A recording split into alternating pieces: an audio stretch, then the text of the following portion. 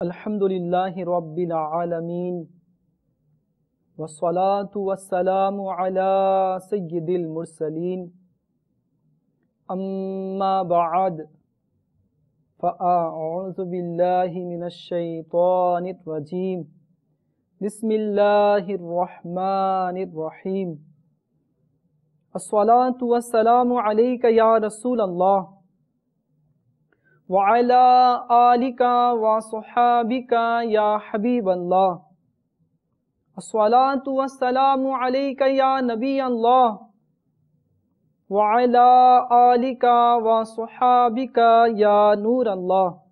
प्रिय इस्लामी भाइयेरा, दृष्टि নত করে গভীর মনোযোগ সহকারে ফয়জানে সুন্নাতের দর্স শ্রবণ করুন, কেননা অন্যমনস্ক হয়ে শুনলে এর বরকতসমূহ হাতছাড়া হয়ে যাবার সম্ভাবনা রয়েছে। রাসূল করিম রউফুর রহিম সাল্লাল্লাহু তাআলা আলাইহি ওয়া আলিহি ওয়াসাল্লাম ইরশাদ ফরমান, কিয়ামতের দিন সেই ব্যক্তি আমার খুব নিকটে থাকবে যে ব্যক্তি দুনিয়াতে আমার উপর বেশি পরিমাণে দরুদ শরীফ পাঠ করবে। সাল্লু আলাল হাবিব সাল্লাল্লাহু তাআলা আলা মুহাম্মদ সাল্লাল্লাহু আলাইহি ওয়াসাল্লাম। মুফতি আহমদ ইয়ার খান রাহমাতুল্লাহি তাআলা বলেন, ঘরে প্রবেশের সময় বিসমিল্লাহ পাঠ করে প্রথমে ডান পা দরজায় প্রবেশ করানো উচিত। অতঃপর ঘরের বাসিন্দাদের সালাম করে ঘরের ভিতর প্রবেশ করা উচিত। যদি কেউ ঘরে না থাকে তাহলে সে যেন এইভাবে বলে, আসসালামু আলাইকা আইয়ুহান নাবিয়্যু ওয়া রাহমাতুল্লাহি ওয়া বারাকাতুহু। অনেক বুজুর্গদের দেখা গেছে যে দিনের শুরুতে ঘরে প্রবেশ করার সময় বিসমিল্লাহির রহমানির রহিম ও সূরা ইখলাস পাঠ করে নেন। এতে ঘরে একতা থাকে, অর্থাৎ ঝগড়া হয় না এবং রুজিতে বরকত হয়। পানাহারের পূর্বে বিসমিল্লাহ পাঠ করা সুন্নত।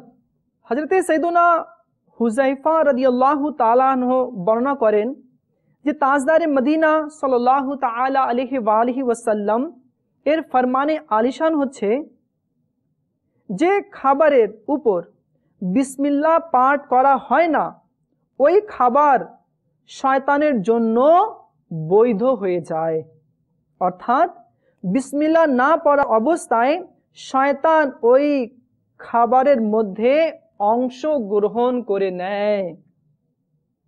খাবারের পূর্বে বিসমিল্লাহ না পড়াতে খাবারের মধ্যে বরকত শূন্যতা দেখা দেয়। হযরতে সাইয়্যিদুনা আবু আইয়ুব আনসারী রাদিয়াল্লাহু তাআলা আনহু বলেন, আমরা তাজদারে রিসালাত, মাহে নবুয়ত, মালিকে কাউসার ও জান্নাত, মাহবুবে রব্বুল ইজ্জত সাল্লাল্লাহু তাআলা আলাইহি ওয়া আলিহি ওয়াসাল্লাম এর খিদমতে হাজির হলাম। খাবার আনা হলো। শুরুতে এমন বরকত আমরা কোনো খাবারের মধ্যে দেখিনি, কিন্তু শেষের দিকে খুব বরকত শূন্যতা দেখা দিল। আমরা আরজ করলাম, ইয়া রাসূলুল্লাহ সাল্লাল্লাহু তাআলা আলাইহি ওয়া আলিহি ওয়াসাল্লাম, এরূপ কেন হলো? আল্লাহ নবী সাল্লাল্লাহু আলাইহি ওয়াসাল্লাম ইরশাদ করলেন, আমরা সকলে খাবার খাওয়ার সময় বিসমিল্লাহ পাঠ করে নিয়েছিলাম। অতঃপর এক ব্যক্তি বিসমিল্লাহ পাঠ করা ব্যতীত খাবারের জন্য বসে গেল আর তার সাথে শয়তান খাবার খেয়ে নিল। উম্মুল মুমিনিন হযরতে সাইয়্যিদাতুনা আয়েশা সিদ্দিকা রাদিয়াল্লাহু তাআলা আনহা বলেন যে তাজদারে মদিনা সাল্লাল্লাহু তাআলা আলাইহি ওয়া আলিহি ওয়াসাল্লাম এর ফরমানে বা করিনা হচ্ছে, যখন কেউ খানা খায় তখন যেন আল্লাহর নাম নেয়, অর্থাৎ বিসমিল্লাহ পাঠ করে। আর যদি শুরুতে বিসমিল্লাহ পড়তে ভুলে যায় তাহলে যেন এভাবে বলে, বিসমিল্লাহি আউয়ালাহু ওয়া আখিরা।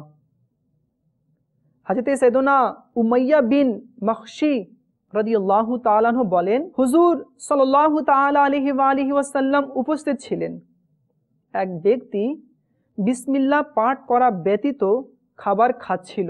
যখন খাবার শেষ করে নিতে একটি গ্রাস অবশিষ্ট ছিল, তখন সে গ্রাস উঠালো আর সে বলল, বিসমিল্লাহি আউয়ালাহু ওয়া আখিরাহ। তাজদারে মদিনা সাল্লাল্লাহু তাআলা আলাইহি ওয়া আলিহি ওয়াসাল্লাম মুস্কি হেসে ইরশাদ করলেন, শয়তান এর সাথে খাবার খাচ্ছিল। যখন সে আল্লাহর নাম নিল, তখন যা কিছু শয়তানের পেটে ছিল তা বমি করে দিল। প্রিয় ইসলামী ভাইয়েরা, যখনই খানা খাবেন স্মরণ করে বিসমিল্লাহ পাঠ করে নেবেন। যে পাঠ করে না তার সাথে করিন নামক শয়তানও শরীক হয়ে যায়। হযরত সৈয়দনা উমাইয়া বিন মখশি রাদিয়াল্লাহু তাআলা আনহু কর্তৃক বর্ণনা হতে বোঝা যাচ্ছে যে আমাদের প্রিয় আকা মদিনী ওয়ালে মুস্তাফা সাল্লাল্লাহু আলাইহি ওয়াসাল্লামের পবিত্র দৃষ্টি সব কিছু দেখে নেন। তাই তো শয়তানকে বমি করতে দেখে নিয়েছিলেন এবং শয়তানের পেরেশানি দেখে মুচকি হাসলেন। যেমন মুফতি আহমদ ইয়ার খান রহমতুল্লাহি তাআলা আলাইহি বলেন, রহমতে আলম সাল্লাল্লাহু আলাইহি ওয়াসাল্লাম এর সত্যিকারের পবিত্র দৃষ্টি গোপন সৃষ্টিকেও দেখেন, আর হাদিসে মুবারক একেবারে প্রকাশ্য, এর কোনো প্রকার ব্যাখ্যার প্রয়োজন নেই। যেমন আমাদের পেট মাছি যুক্ত খাবারকে গ্রহণ করে না, এরূপ শয়তানেরও পেট বিসমিল্লাহ পাঠকৃত খানা হজম করতে পারে না, যদিও তার বমিকৃত খাবার আমাদের কাজে আসে না।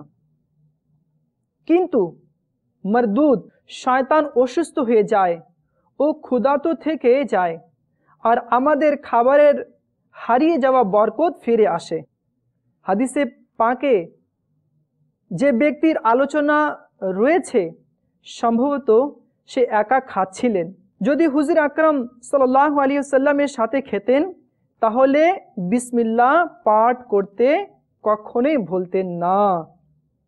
আলহামদুলিল্লাহ আজ্জা ওয়া জাল, দাওয়াত ইসলামীর মদিনী কাফলাতে খাওয়ার শুরুতে ও শেষে অধিকাংশ সময় উচ্চ আওয়াজে বিসমিল্লাহ সহকারে দোয়াসমূহ পড়ানো হয়।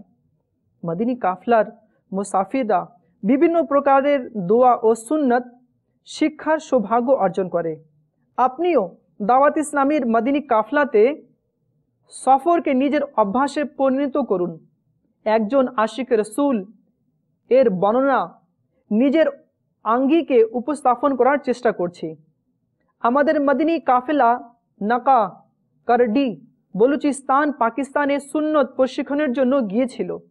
মদিনী কাফলার একজন মুসাফিরের মাথায় 4খানা ছোট্ট ছোট্ট ফোড়া ছিল, যার কারণে অর্ধেক মাথা সর্বদা ব্যথায় জর্জিত থাকত।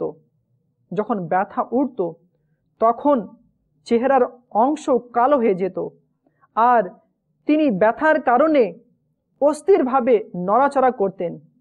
এ করুণ দৃশ্যটি দেখার মতো ছিল না। এক রাতে তিনি ব্যথার কারণে এভাবে অস্থির হয়ে মাটিতে গড়াগড়ি দিতে লাগলেন। আমরা তাকে ট্যাবলেট খাইয়ে দিয়ে শুয়ে দিলাম। সকালে যখন উঠল তখন তিনি খুব হাসি খুশি অবস্থায় ছিলেন। তিনি বললেন যে আলহামদুলিল্লাহ, আমার উপর দয়া হয়ে গেছে। রাসূল করিম সাল্লাল্লাহু আলাইহি সাল্লাম আর 4 সাথী সহ তশরিফ আনলেন। সরকারে মদিনা সাল্লাল্লাহু আলাইহি ওয়াসাল্লাম আমার দিকে ইঙ্গিত করে হযরত সৈয়দনা আবু বকর সিদ্দিক রাদিয়াল্লাহু তাআলা আনহুকে বললেন, এর ব্যথাকে সারিয়ে দিন। অতএব হিজরতের সাথী সিদ্দিক আকবর রাদিয়াল্লাহু তাআলা আনহু আমার এভাবে মদনী অপারেশন করলেন যে আমার মাথা খুলে ফেললেন ও আমার মস্তিষ্ক হতে 4টি কালো দানা বের করলেন এবং বললেন, বেটা, এখন থেকে তোমার কিছু হবে না। সত্যি ওই ইসলামী ভাই একেবারে সুস্থ হয়ে গিয়েছিল। সফর থেকে ফিরে এসে তিনি পুনরায় চেক আপ করালেন। ডাক্তার আশ্চর্য হয়ে বললেন, ভাই, অবাক কাণ্ড, তোমার মাথার 4টি দানা অদৃশ্য হয়ে গেছে। এতে তিনি কেঁদে কেঁদে মদিনী কাফলাতে সফরের বরকত ও স্বপ্নের আলোচনা করলেন। ডাক্তার খুবই প্রভাবিত হয়ে গেলেন। ওই হাসপাতালের ডাক্তারগণ সহ সেখানে উপস্থিত 12 জন ব্যক্তি 12 দিনের মদিনী কাফলাতে সফরের নিয়ত করে নাম লিখে দিলেন এবং কিছু ডাক্তার সাথে সাথেই নিজেদের চেহারায় নবী করিম সাল্লাল্লাহু আলাইহি সাল্লামের মোহাব্বতের পরিচয় অর্থাৎ দাড়ি মুবারক সাজিয়ে নেওয়ার নিয়ত করে নিলেন। সাল্লু আলাল হাবিব সাল্লাল্লাহু তাআলা আলা মুহাম্মদ সাল্লাল্লাহু আলাইহি ওয়াসাল্লাম। আলহামদুলিল্লাহ, তাবলীগ কোরআন ও সুন্নাত প্রচারের বিশ্বব্যাপী অরাজনৈতিক দ্বীনি সংগঠন দাওয়াত ইসলামের সুবাসিত মদিনী পরিবেশে অসংখ্য সুন্নাত শিক্ষা অর্জন এবং সুন্নাত শিক্ষা প্রদান করা হয়। প্রত্যেক বৃহস্পতিবারে আপনার এলাকার যে ইজতেমা হয় সেই ইজতেমায় অংশগ্রহণ করার মদিনী অনুরোধ রইল এবং আশিকানে রসুলদের সাথে মদিনী কাফলায় সফর এবং প্রতিদিন ফিকরে মদিনা করার মাধ্যমে মদিনী ইনামাতের রিসালা পূরণ করে নিজ জিম্মেদারকে জমা করানোর মদিনী অনুরোধ রইল। ইনশাআল্লাহ আল্লাহ সুন্নতের প্রতি অনুসরণ এবং ঈমান হেফাজতের মন মানসিকতা সৃষ্টি হবে।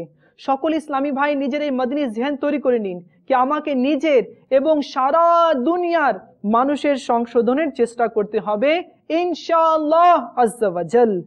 अल्लाह करम ऐसा करे तुझ पे जहां में ए दावत इस्लामी तेरी धूम मची हो। सल्लू अलल हबीब सल्लल्लाहु ताला अला मुहम्मद सल्लल्लाहु अलैहि वसल्लम।